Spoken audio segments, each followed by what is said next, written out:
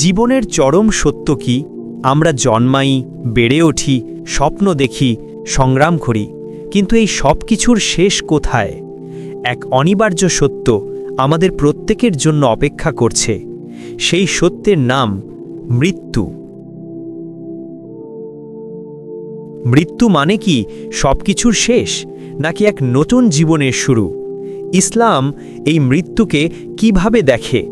পবিত্র কোরআন ও হাদিসের আলোকে আজ আমরা পাড়ি দেব সেই রহস্যময় জগতে, যা আমাদের দুনিয়ার জীবনের পর অপেক্ষা করছে। চলুন জেনে নেওয়া যাক মৃত্যু আসলে কি, মৃত্যুর সময় আমাদের অনুভূতি কেমন হয়, এবং মৃত্যুর পর আমাদের জন্য কি অপেক্ষা করছে। এই সফর আমাদের ভয় দেখানোর জন্য নয়, বরং আমাদের প্রস্তুত করার জন্য। আল্লাহ তাআলা পবিত্র কোরআনে দ্ব্যর্থহীন ভাষায় ঘোষণা করেছেন, মৃত্যু থেকে পালানোর কোনো পথ নেই। আমরা যতই শক্তিশালী হই না কেন, যেখানেই লুকিয়ে থাকি না কেন, মৃত্যু আমাদের খুঁজে নেবেই। আমাদের প্রত্যেকের জন্য একটি নির্দিষ্ট সময় নির্ধারিত। এক মুহূর্ত আগেও না, পরেও না। আমাদের জীবন এক সফরের মতো। রাসূলুল্লাহ সাল্লাল্লাহু আলাইহি ওয়াসাল্লাম বলেছেন, দুনিয়াতে এমনভাবে জীবনযাপন করো যেন তুমি একজন মুসাফির বা পথিক। রাসূলুল্লাহ সাল্লাল্লাহু আলাইহি ওয়াসাল্লাম আমাদের প্রায়ই একটি কথা স্মরণ করিয়ে দিতেন, জীবনের স্বাদ ও আনন্দকে যা মিটিয়ে দেয়, সেই মৃত্যুকে বেশি বেশি স্মরণ করো। কারণ বুদ্ধিমান তো সেই ব্যক্তি যে মৃত্যুর জন্য নিজেকে প্রস্তুত করে। এই প্রস্তুতিই হলো আমাদের দুনিয়ার জীবনের মূল উদ্দেশ্য। কিন্তু সেই অন্তিম মুহূর্তে ঠিক কী হয়? যখন আমাদের সময় শেষ হয়ে আসে, তখন মানুষ কি দেখতে পায়? কোরআন ও হাদিস আমাদের সেই চিত্র এঁকে দেখিয়েছে, আর মুমিন ও কাফেরের অভিজ্ঞতা হয় সম্পূর্ণ ভিন্ন। যখন একজন মুমিন বান্দার বিদায়ের সময় আসে, তখন তার কাছে আসেন উজ্জ্বল চেহারার রহমতের ফেরেশতারা। তারা সঙ্গে নিয়ে আসেন জান্নাতের কাফন আর সুগন্ধি।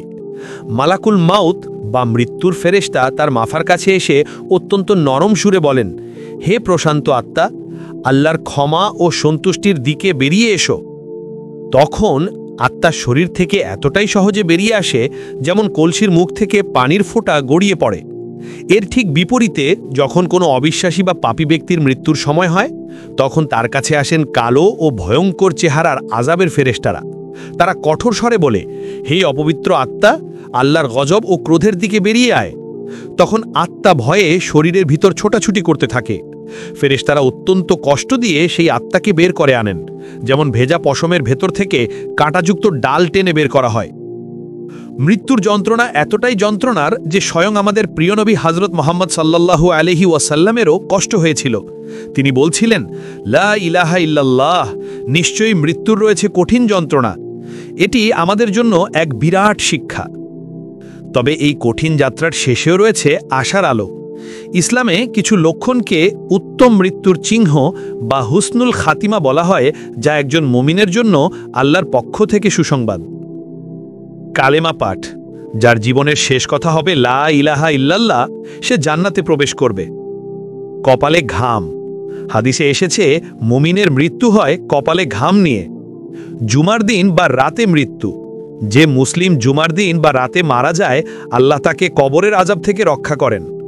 শাহাদাতের মৃত্যু, শুধু আল্লাহর পথে যুদ্ধই নয়, মহামারীতে, পেটের পীড়ায়, পানিতে ডুবে, আগুনে পুড়ে বা সন্তান প্রসবকালে নারীর মৃত্যুও শাহাদাতের মর্যাদা পায়।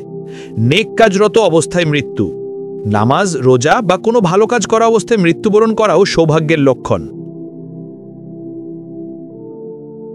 মৃত্যুর পরেই সব শেষ নয়, শুরু হয় এক নতুন অধ্যায়, যার নাম আলমে বারজাখ বা কবরের জীবন। এটি কিয়ামত পর্যন্ত স্থায়ী হবে। দাফনের পর রূহকে দেহে ফিরিয়ে দেওয়া হয় এবং শুরু হয় অনন্ত জীবনের প্রথম পরীক্ষা। মুনকার ও নাকির নামক দুজন ফেরেশতা আসেন এবং তিনটি প্রশ্ন করেন। প্রথম প্রশ্ন, মান রব্বুকা, তোমার রব কে? দ্বিতীয় প্রশ্ন, মা দিনুকা, তোমার দিন কি? তৃতীয় প্রশ্ন, মান নবিয়ুকা, তোমার নবী কে?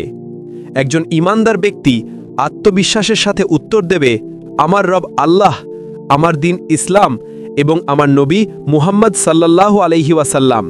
তখন তার কবরকে দৃষ্টিসীমা পর্যন্ত প্রশস্ত করে দেওয়া হয়, জান্নাতের পোশাক পরানো হয় এবং জান্নাতের একটি দরজা খুলে দেওয়া হয়। সে কিয়ামত পর্যন্ত শান্তিতে ঘুমিয়ে থাকে, কিন্তু কাফির বা মুনাফিক উত্তর দিতে ব্যর্থ হবে। সে বলবে, হায়, আমি তো কিছুই জানি না। তখন তার ওপর শুরু হয় কঠিন আযাব। কবর তাকে এমনভাবে চাপ দেয় যে বুকের এক পাশের হাড় অন্য পাশে ঠুকে যায়। তাকে জাহান্নামে তার ঠিকানা দেখানো হয়, আর সে কিয়ামত পর্যন্ত সেই ভয়াবহ শাস্তি ভোগ করতে থাকে। হাদিস অনুযায়ী মৃত ব্যক্তিকে প্রতিদিন সকাল ও সন্ধ্যায় তার পরকালীন ঠিকানা দেখানো হয়, যা তার জন্য হয় পরম শান্তি অথবা অনন্ত আক্ষেপের কারণ। মৃত্যু কোনো ভীতিকর সমাপ্তি নয়, বরং আমাদের রবের সাথে মিলিত হওয়ার একটি সেতু। দুনিয়ার এই জীবন হলো সেই অনন্ত জীবনের জন্য প্রস্তুতি নেওয়ার একটি সুযোগ।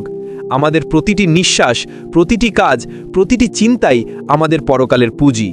এই আলোচনা আমাদের ভীত করার জন্য নয়, বরং জাগ্রত করার জন্য, যেন আমরা আমাদের জীবনের উদ্দেশ্যকে ভুলে না যাই, যেন আমরা প্রতিটি দিন এমনভাবে বাঁচি যাতে মৃত্যুর ফেরেশতা যখন আমাদের সামনে এসে দাঁড়াবে, আমরা ভয় না পেয়ে বলতে পারি, হে প্রশান্ত আত্মা, চলো তোমার রবের পানে।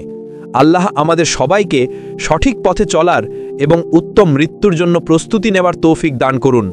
এই ভিডিওটি যদি আপনার মনে সামান্যতমও প্রভাব ফেলে, তবে এটি আপনার প্রিয়জনদের সাথে শেয়ার করুন। আরও এমন ইসলামিক আলোচনার জন্য আমাদের চ্যানেলটি সাবস্ক্রাইব করুন এবং বেল আইকনে ক্লিক করুন।